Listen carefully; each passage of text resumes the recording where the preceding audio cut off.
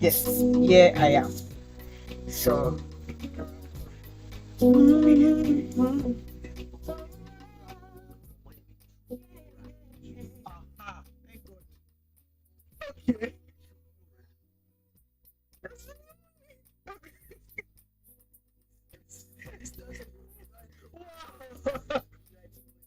okay, then. Welcome back to Signals on 91.3. This morning, we'll be looking at entrepreneurial growth. We're back to business and we have to keep it moving. I have with me a renowned business leader and marketing communications expert. She brings over 2 decades of experience in driving business growth through innovation, marketing strategies, specializing in corporate uniform merchandising and retail solutions. Her expertise spans negotiation, customer service, procurement, and sourcing, with a unique focus on the China market. A sought after advisor, she has a proven track record of developing and implementing process improvements that optimizes business efficiency. She's also a dedicated mentor, passionate about empowering female entrepreneurs, a strategic thinker. She excels at developing and implementing process improvements that optimizes efficiency across board.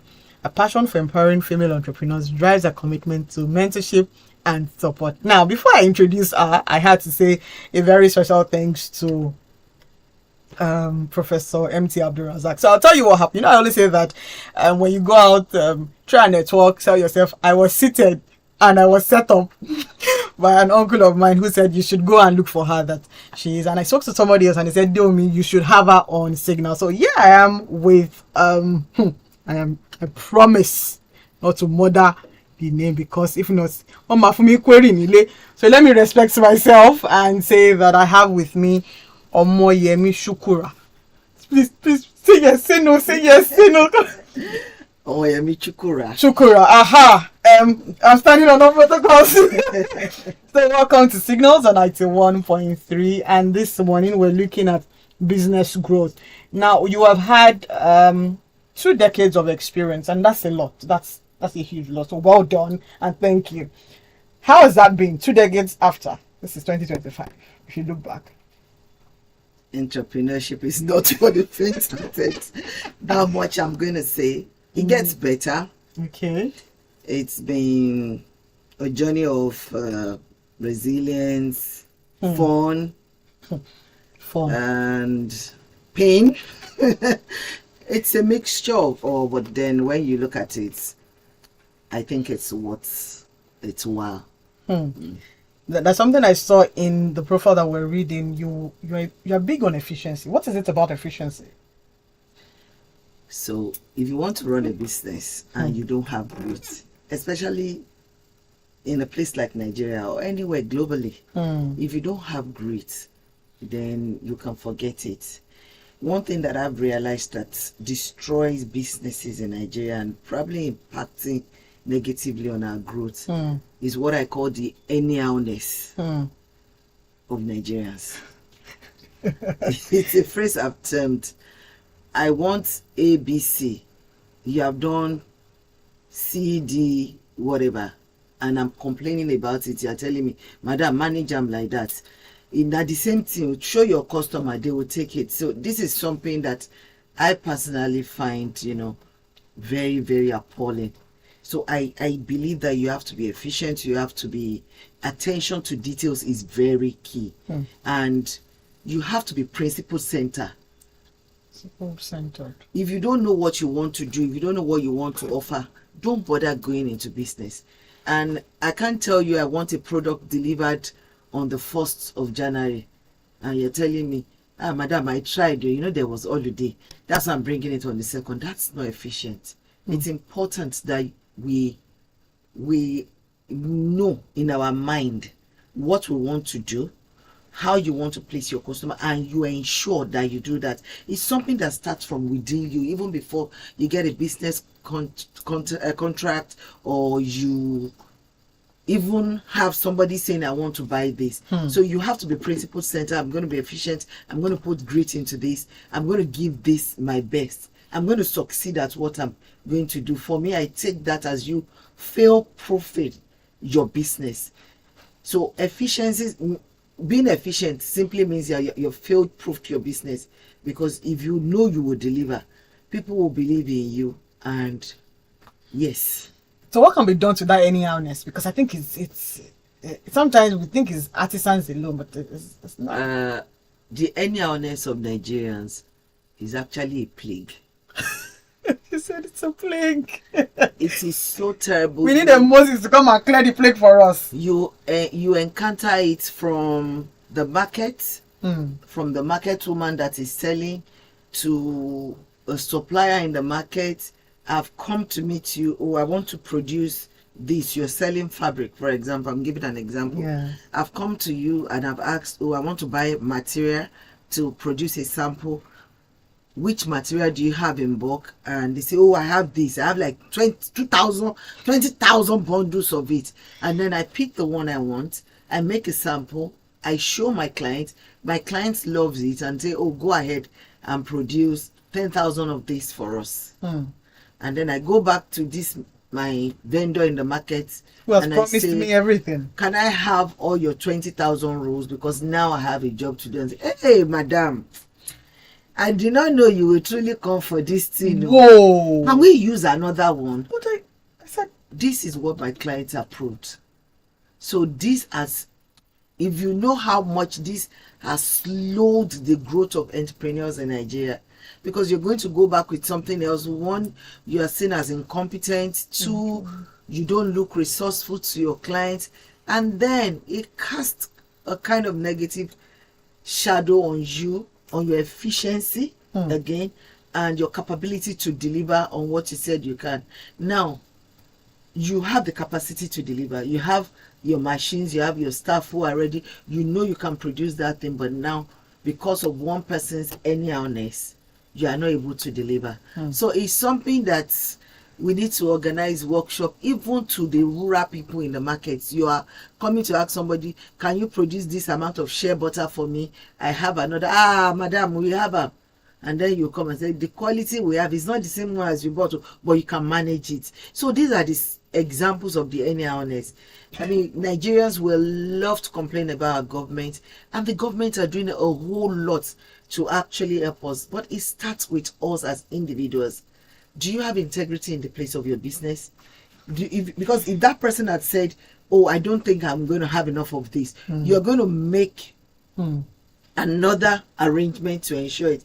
Whether you import that fabric, whether you look for some other supplier to supply it.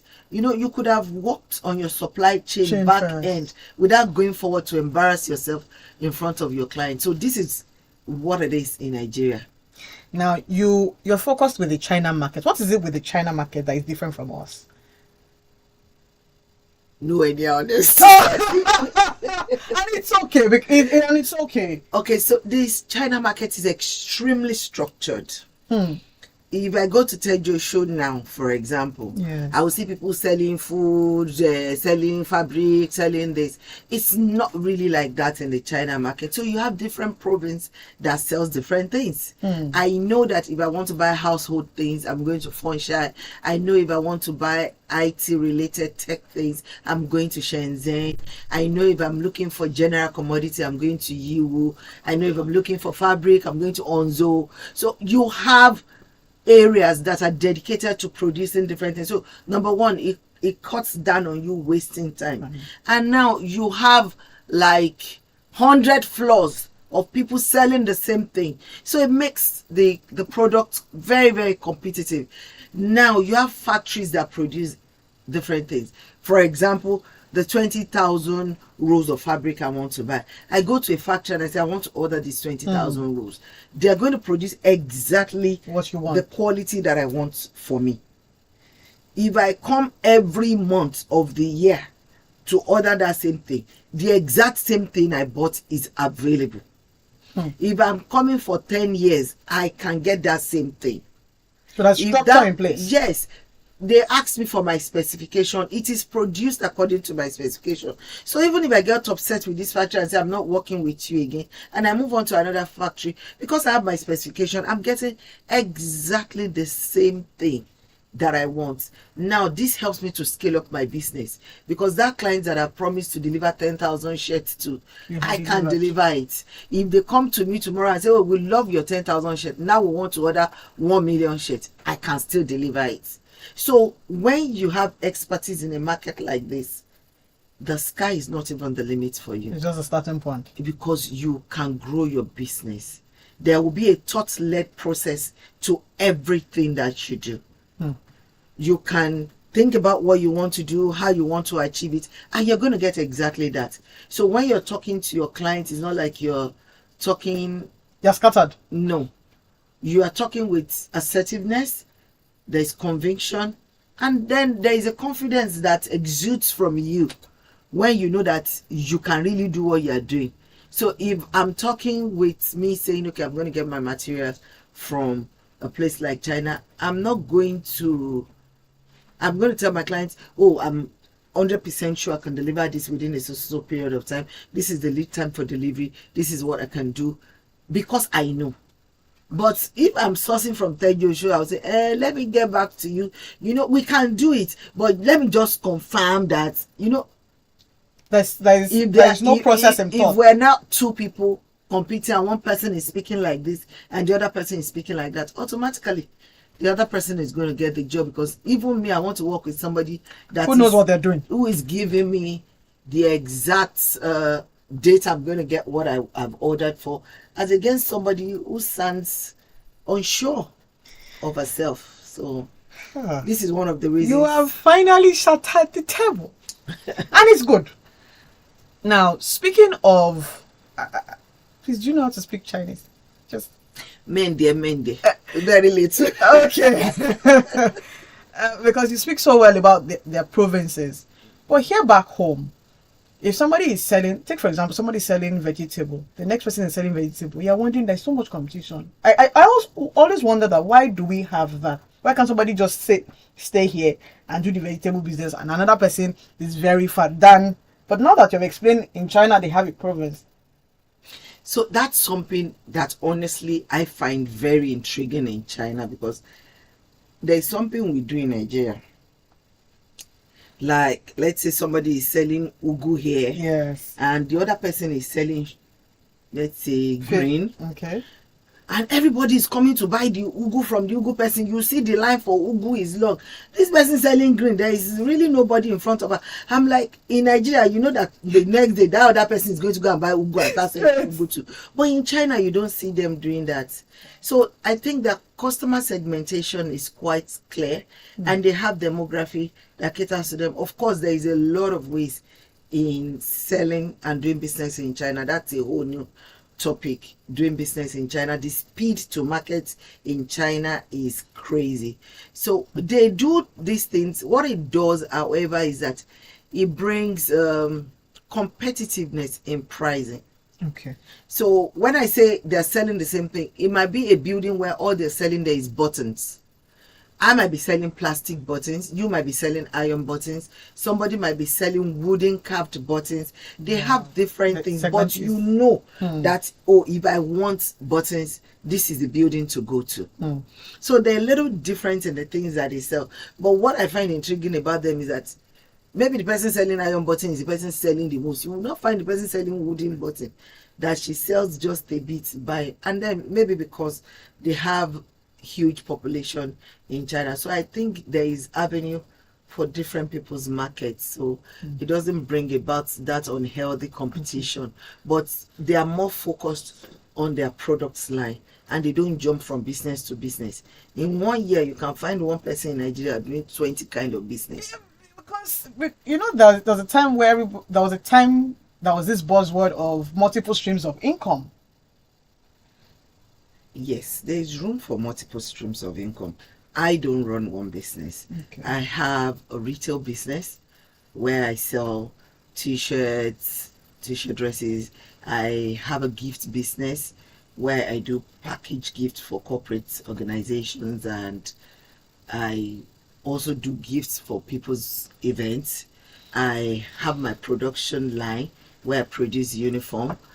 I have a branding business where I brand things. So you can grow into different things. And I'm looking at still doing new businesses this year. However, I'm not doing those things based on seeing Oshodi doing this, so I want to put to it. I said something before, thought-led process. There can be growth. As a uniform maker, I realized I have to brand my uniforms for my clients. And I was spending a lot of money on branding. I saw the business that was available in branding, so I could branch into branding. That also complements. Yes. Now, some people don't want to sew their t-shirt, they want to buy. And then I realized that to get good quality t-shirts in Nigeria, you have to go abroad to import. So I decided to have my own t-shirt line. Within that ecosystem. It's still within that ecosystem, and it's all doing very well. Gift is something that I do in my merchandising business. When there is a particular kind of giftings that you want that you don't get, and people don't even understand corporate merchandising like that. So I started that business. It was something I started alongside my uniform business, and all these businesses thrive on their own. So you're not burnt out. I'm not burnt out. You can get bored doing one thing, but I also know people that have been in one business forever, and in that business they've developed different products. But what I realize is that people don't realize that there is a science to making money. And there is a process to you growing your business. You can't start a business in a year or two and say it's not working, and then you move on to, you're really never going to grow that business. They're always going to be up and down in business, and you need to get an education. You need to, if it is masterclass, if it is webinars, if it is actually paying for a course, you need to do that, because you need to there needs to be a strategy around what you do, and you need to be innovative. What are you doing differently? The perfect product is a product that people are willing to part with their money for without you making too much effort about it. Is it needed? Who needs it? If you develop a product around something like that, without a doubt, people that need that product are going to come and patronize you. But people don't really do the hard work. Everybody just says, I want to do business. If you go on Instagram now and you type bubu, Adire bubu, you will see like 200 people selling the same thing. So why should I buy from you? Why am I not going to buy from the other person? What's the strategy to you doing your business? These are things that are missing in Nigerian businesses, and things that are slowing down entrepreneurial growth in Nigeria. The signals on 91.3, and we're discussing entrepreneurial growth with Omoyemi Chukwurah. Please. Chukwurah. You know, because my jack by my worry, I will learn to pronounce it. I will learn it. I have to. Right. If you have questions for her, it signals and 0809. Send us a WhatsApp message or call us 0809 234 5913. Or you can send us a WhatsApp message 0809 234 5913. If you're wondering how do you scale up your business, I guess this is a masterclass that we are learning on the spot. So there's this recent Temu doing a lot of adverts. Everybody's rushing to Temu and buying all sorts of things, and then when they buy, what I bought versus what I ordered, what have you seen so far in that marketing company coming out to the e-commerce side coming out to say, okay, people should buy? It's been intriguing watching all those things, but you see, I said something earlier, specifications. I think a lot of people are giving Temu a very, very bad name, because you see something, you see maybe like a fridge, and it looks so cheap. Did you look at the specification for that fridge? I mean, you have all these miniature things that people are bringing out or saying that the qualities are not good. I don't think, for an organization that spent as much as they are spending billions of money in marketing, their campaign, I don't think they are stocking rubbish. It is just people not taking their time to look at what they want to buy and buying it. I mean, it's a big e-commerce site. They definitely know what they're doing, and a lot of people have also come out to say, see what I got on Temu, and it's fine. I've seen people buy shoes, buy things, and it's okay. But what I think people do is they see a set of SETI for a particular amount, and that's robbery. and They like robbery. They run to go and buy it. So, and then when they get it, like, see what I got. How much they buy it for? Oh, that's a question mark. Now, how do we optimize our businesses? Somebody is listening and like, okay, so I'm hearing you. How do I optimize that business that I have? One thing that people don't usually do is to look at the demography that they are selling to. I mean, there are so many principles to follow. The 7 P's of marketing, all of these things, your SWOT analysis. Who are you selling to? Where are those people? Who is willing to part with money for that thing that you are buying? You want to sell? I remember one of my lecturers in school mentioned that he was in the north and he realized everybody is drinking kunu, and he thought, oh, I can make this kunu really nicely and all of that. So he went, bought kunu, did everything, made sure the kunu was nice and everything. He said what he did not think of was where he was going to sell the kunu.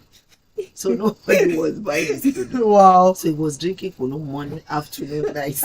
Needless to say, oh, we didn't have a diarrhea. He's the only one that drank the kunu. Sometimes we have beautiful ideas, we know what we want to sell, but we're selling to the wrong demography.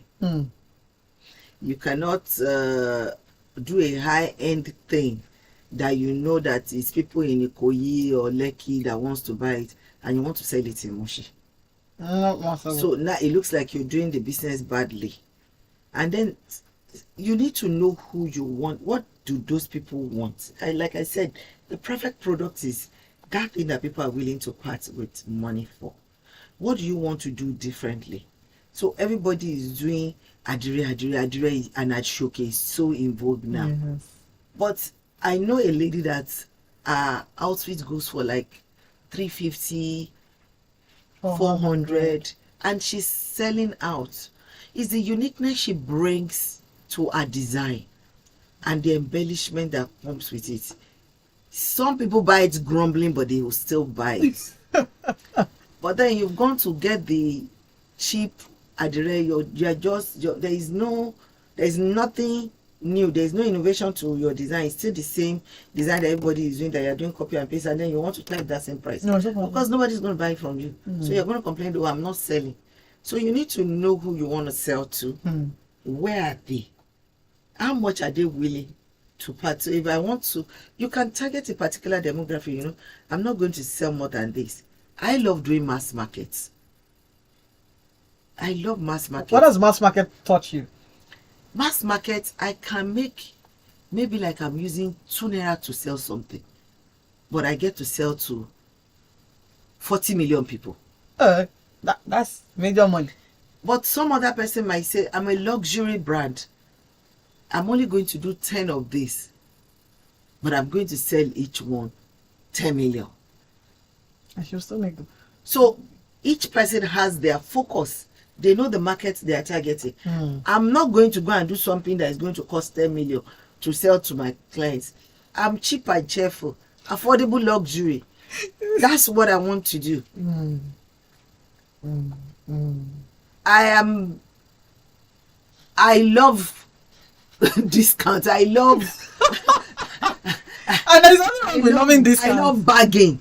So because I know that personally I love that, I will look for people like myself to sell to.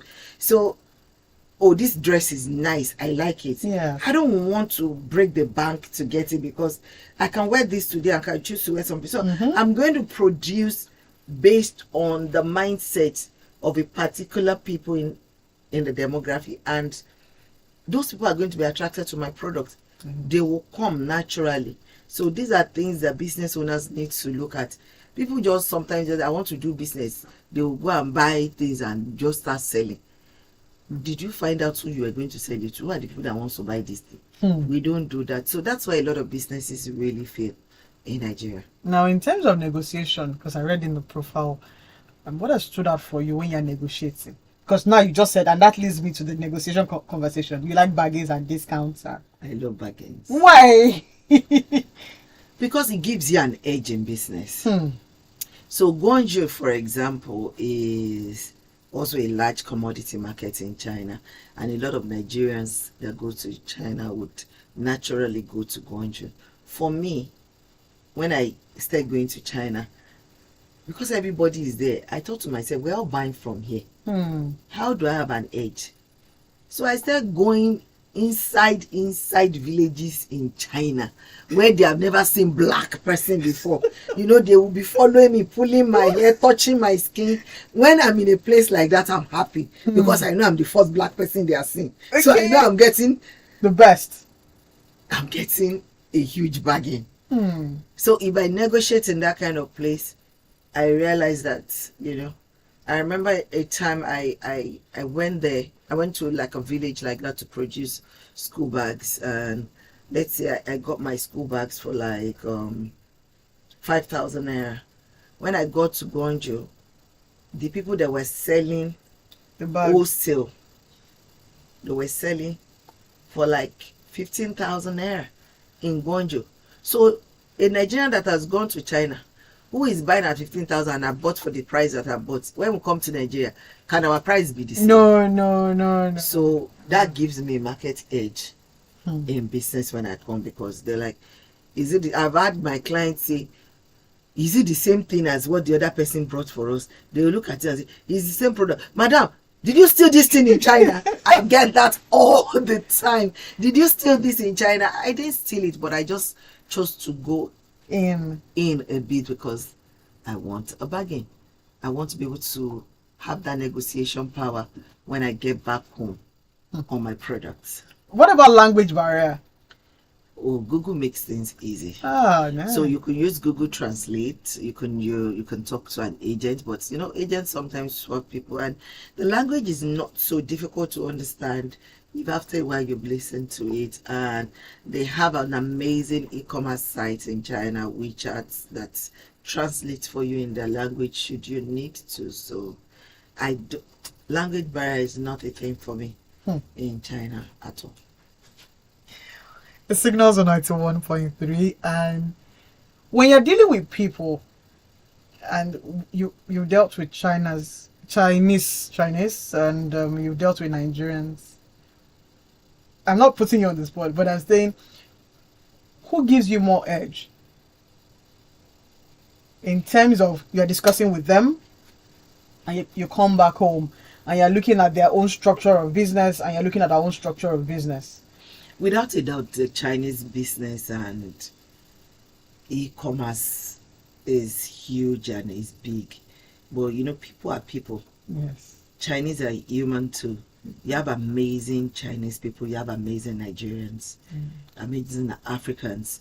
You have terrible Chinese, and I mean, there is an unwritten law in China. You can cheat a foreigner, just don't kill the foreigner, you know. So you have this everywhere, but they have more infrastructure and more business growth in their sector. That's not to say that we don't have that. You have amazing people. I mean, you have people you partner with here in Nigeria and they're just fantastic. You also have companies here in Nigeria. There's some of my product that I produce here in Nigeria because there are factories that support that. We have Indian business owners that we also work with in Nigeria that's amazing. So human beings will always be human beings, whatever shades or color. So it's not a thing of because they are black. Heart that you have, and it's your personal integrity. One thing, however, that I would say that jumps out to me in Chinese business, which if we can integrate in Africa will go a long way for us, is the fact that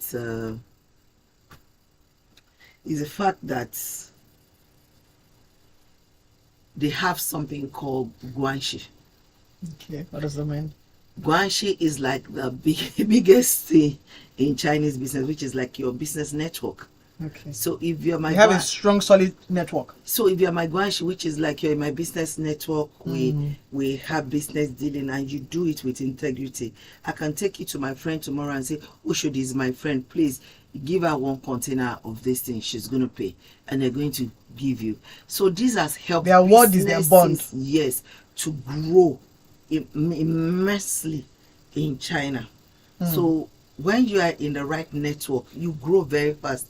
They call it cooperation, so they can cooperate with you. So I can do things for you even though I don't know you, because somebody in Has my referred you. network said this.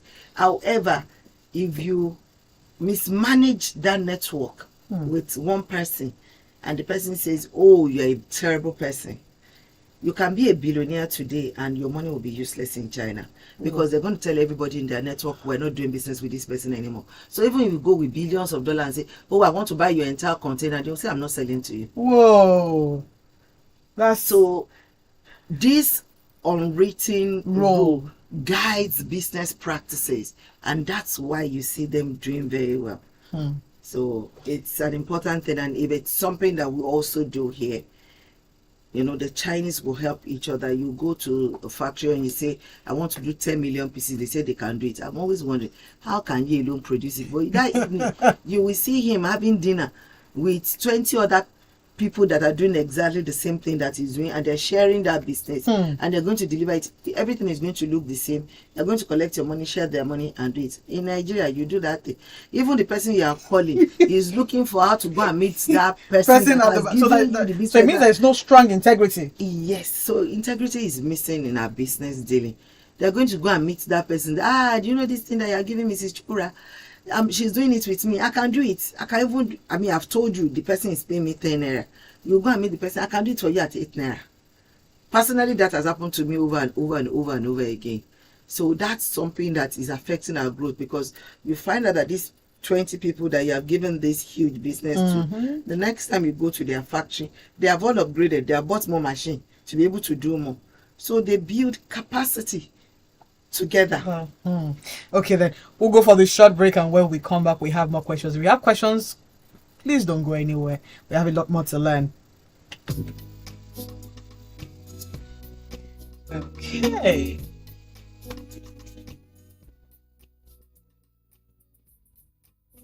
There's a new cuisine in town. A glass of wine, a cup of coffee, and if you're like me, a glass of smoothie. With signals served on Lagos Talks 91.3 every Saturday at 10 a.m. Your mind will dream again. Thank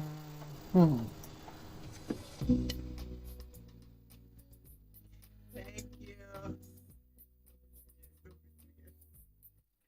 Welcome back to Signals on 91.3. We're discussing, if you're just tuning in, Signals on 91.3. My name is Adewunmi Oshodi, and if you have questions or comment for our guest, Omoyemi Chukwurah. Yeah, I got it.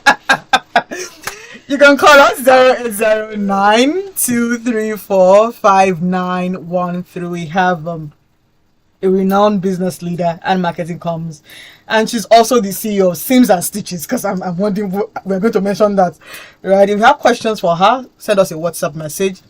You can tune into our YouTube live, YC Comms. You see her glowing in a very awesome apparel. 0809-234-5913. Now, what is it about empowering female entrepreneurs? Because It is a huge passion of mine. okay, tell us more. I come from a family of very strong female entrepreneurs. My great grandmother was a successful entrepreneur. My grandmother, my mom. It's running in the blood. I am, and my daughter is. That's good. My daughter launched her business at the age of 15, and she's doing, her brand is doing very well. So I believe that women have so much on the inside of them. Personally, I feel that even in our ancestral past, we say, oh, this man was so rich, this man is like this, is like that. But go back and check that man, that cocoa farmer. He probably has like 5 or 6 different wives, and because these women are struggling for his attention, one of those women is managing the farm hands, one is managing the sales of the produce, one is doing one thing or the other. So you find out that entrepreneurship is something that is actually etched in Their blood. African women's blood, but we haven't gotten so much recognition for it and celebrated each other. And we have also been taught to compete with each other because of this polygamous background that we have, we've also been taught to compete with each other. So for me, I encourage collaborations amongst women. I encourage partnership. I encourage, helping women, especially the market women. I come up with initiative. There is something I do with a group of my friends, that we give loans to market women that they are unbankable. You're banked. Yes. So we give them loan for a year without interest, and they trade, and it's been remarkable. These women come back and say, oh, I've been able to do this. And women go through a lot. Yeah, they do. For every successful female entrepreneur you see, our experience would have raised 20 successful men. Because I remember when I started my business, I would go for some bid and someone like, where is the man in your company? We don't know. We don't always say it, but we live in a very patriotic society where women are just, some people just feel like, why are you always here? Go and sit down in your husband's house. This woman. And the husband doesn't have money. Have you not done enough? So really, if you can support these women in their businesses, you'll find out that woman that is selling fish, she's the one paying her child's school fees. She's the one doing this. So when you empower them, they are able to do more, and our society is better for it. I believe that female entrepreneurs are, they have superpowers. It's a passion of mine anyway. I can talk. No. So here's the thing with, I like that you touched on market women. I like their resilience. I respect their resilience. Most times when I'm going to work, I see women. I always use Oyinbo market as an example. By 4 a.m., 3 a.m., they are there. They are there. And let me make you laugh. All these women that we have, like up to 100 women now that we're giving grants to, none of them has ever defaulted in paying back. Whoa. They always pay back. Oh, that's good. Accountability. So they are grateful for this, because you see, a lot of opportunities also don't come to these women. A lot of opportunities don't come to them. So I've seen these women grow their businesses. It's so exciting. I remember one woman, I'll give an example of one. She was a widow. Her husband's family took everything. So when we first gave her the first money, she started selling pepper. So the second year she came and said, oh, can I take the money again? We gave her. So this time she bought grinding machine. So the people that are buying the pepper, they're not going somewhere to, they're grinding with her. The next ecosystem is built. The next time she came and said, oh, can I still take money? We still gave her. So now she started selling provision. And by the next run, she said, oh, I'm fine. I don't need the money anymore, because now I have enough to run my business. It's impressive. And in that period, she has been able to send 2 of her children to university from that little business that she was doing. One of them is married now. When I look at success stories like that, it warms my heart. That's your ROI. Another woman that sells fish, the people that give her the fish on credit, they ask to sleep with her. So she's limited to who she can buy from. And she said the first time we gave her the money and she entered the market, that she walked in with such confidence, and she was saying, how much is this? How much is this? That the man that has been spreading the news that she doesn't have money because he wants to sleep with her was like, she doesn't have money to do anything. That she just touched her pouch and said, Owowa. The pride is high. Now they call her Owowa. And I look at her business, then you will see just a few fish on her table. Now she has so much. She's doing so much. And you see, sometimes we think to change life, oh, you need a lot of money. No, you don't. Sometimes these women are asking for 50,000 naira, 100,000 naira. It's not like you're giving them 1 million, 5 million. So also when I see how little these women are able to turn around, sustain their family, remain in business, I look at some of us that we are privileged, that we are jokers, that you're saying, oh, if I don't, I'm looking for 200 million to start my business. Start somewhere. Because some people, there's one woman, She's never taking more than 20,000. She sells bananas, she sells fruits. That's all her business needs to grow. 20,000. 20,000 naira. I sometimes marvel how they're able So- to manage these funds. So, but they are such good custodian of those funds, and very little make huge impacts in their lives. So for me, female entrepreneurs in whatever cadre, even other people that are doing multi-millionaire business, I love to mentor women.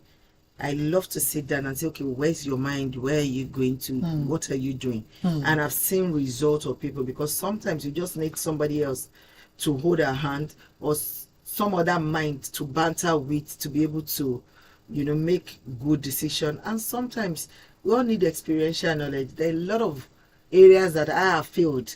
That if you tell me you want to do this, I'll tell you, don't go there. But yeah, tell us one of the areas that you had a little itch with. There are a lot of it too. Pick one. the one that touched your heart. They're like, it gave you sleepless nights. Sometimes chewing more than you can bite. I mean, biting more than you can chew, rather, when you feel like, oh, relying on other people's competence, like I said, not just your own. I mean, if I say I'm going to do something, I know I can do it. But, you know, I said something before, feel proof your business. Feel proof. So taking on an order, and depending, maybe somebody has given their awards that, oh, don't worry, go and get the order. I can partner with you. I can help you raise funds. And then you get the order, and then the person removes the chair from the table. You, this small guy, this amount of job they gave you, are you sure you can do it? I don't know whether I can put down my money. That's my house. So if I get this, is my house, I'll use as collateral. I can't do it. And then the job that you're giving your word to, you go back returning the PO and say, I can't do it. You are not just losing the money on that PO, you are losing your credibility, you are losing capacity. Because then when they want to give out that kind of job again, they don't think you can do it, even though it wasn't your fault. So I tell people, watch who you partner with. Be sure that that partner can actually help you, and know how you want to do what you want to do. Don't just go out there, and be innovative, be strategic. Strategy goes a long way in running a successful business. A Signals on 91.3 with I want to keep asking questions, but if you have questions, comments, you can send us a WhatsApp message. We have 2 minutes to go. 0809 234 5913. It signals, and we're discussing entrepreneurial growth with a renowned business leader. Now, 20 years after, what has kept you going? Grit on my side and God. Okay. the 2 G's. Why grace? We know God is God. Grace. Why grace? Because sometimes making a decision not to give up. Okay. In business, you make money, you lose money, and when you lose money, it can really, really be bad. You will be gutted. You almost want to die. But then you have to remember why you're doing what you're doing. You have to be doing what you are doing because of something that is bigger than you. If I'm running my business to make money, I'll probably have stopped running business, and I would have jackpot a long time ago. Don't that quiet you. But I am one of those rare people. My children, they always joke about this and say, when they are closing Nigeria, it's our mommy they will give the key. Because you see, I believe so much in the potential of the country. Nigeria and Nigerians. We are so resilient. There is so much to do here. I'm so proud to be in Nigeria, in spite of everything that is right or wrong in Nigeria. I believe in the fact that yes, one day our government will get it right. And I mean, everybody complains about the government. I don't want to go into that. Yes, we have things that are not good in some governments, parastatals and things like that. But we always forget that it is human beings that are there. So it starts with us. It is the people of Nigeria. It is us. So for me as a business person, I want to be that exceptional person. I want people to experience me and say, are you a Nigerian? If I'm that one person that you're going to experience and is going to give you a positive image of Nigeria, so be it. So I'm doing what I'm doing, one, for impact. I want to be a voice of impact in my generation. I want to be a good ambassador of what I have. I'm a Nigerian. I've been born in Nigeria. I want people to see, if I am that one person you're going to experience an amazing part of Nigeria, then let it be. And then I realized that with hard work, resilience, you can achieve anything. So even when you have your down moments and you put your best to it, you struggle, and you come out of it, there is this feeling that comes that money cannot buy. And it just gives you this can-do attitude. I can do it, I can surmount anything. And you can't compare that to anything. So for me, grit, never giving up, believing in yourself, trusting God to lead you, and having a vision, a clear vision of who you are, what you want to achieve, and not being distracted by anything. So, and on that note, that is key for me. Thank you very much, Mom. Thank you for having me. Finally. Till we come your way again next week, Saturday, like we always say on Signals. Dream again, create opportunities for people. And because people will be people, keep creating opportunities. Have a wonderful week, and God bless. Okay.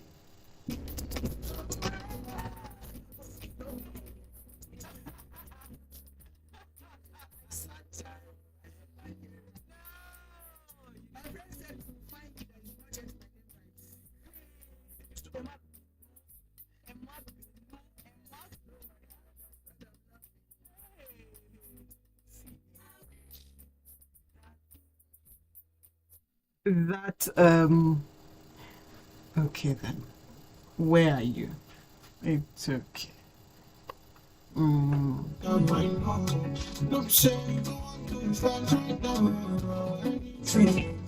So my darling, sorry, come and be my testimony. They get to something I never see. She said she liking my melody.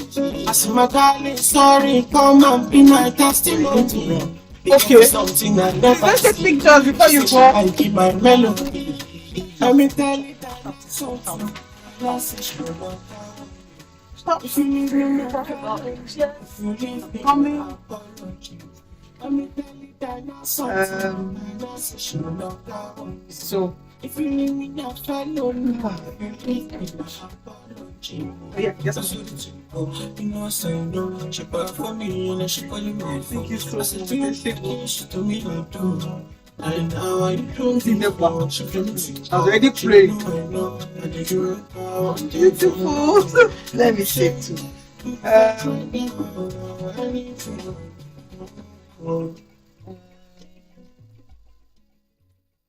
Never did not try for us. Oh, What is the lights now? I'm at a party I don't wanna be at, and I don't ever wear a suit and tie. Wondering if I can sneak out the back. Nobody's even looking me in my eyes. You take my hand, and my drink, say, shall we dance? Hell yeah. You know I love you, did I already? You make it better like that. Don't think I fit in this party. When our lights, there's a way to do the lights.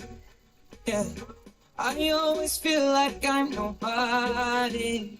Who wants to fit